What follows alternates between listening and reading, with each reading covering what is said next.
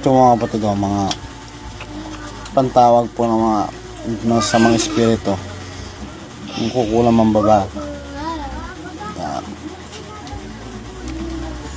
Baka wala pa kayong pantawag. Yan. Tapos ito yung mga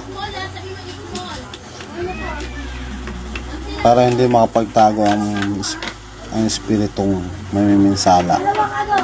Ito po babasa ng usalan nyo po.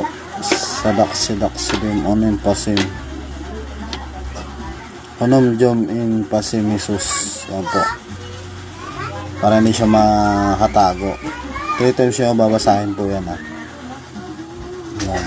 Ito rin po panawag sa mga espiritu. Ito rin po sa tuktok to.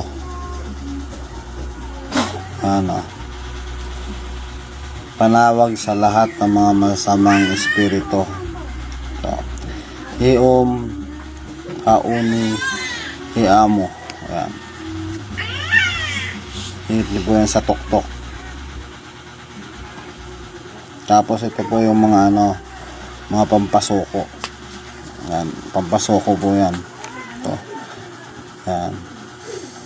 Durakuma baruan to. Ayan. Ito pa meron pa.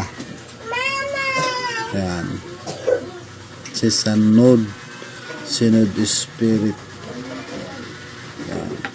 Meron yung spiritum sanctum satam. Satam. Ayan. Mga pampasuko.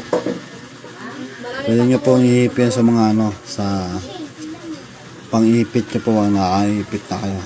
Yan. Ito naman po yung kapangyarihan ng kidlat. Cropnisium Clavonibus. Yan. Ito naman po yung tigal po ng kidlat. Magsias Clavonibus. Tapos ito yung poder at kalakasan. Iway, imay, iimai, iamai, iawai, iimai, iwimai. Yan. Wala na mga kapatid dyan. Hanggang dyan naman po mga kapatid. Parang sure po.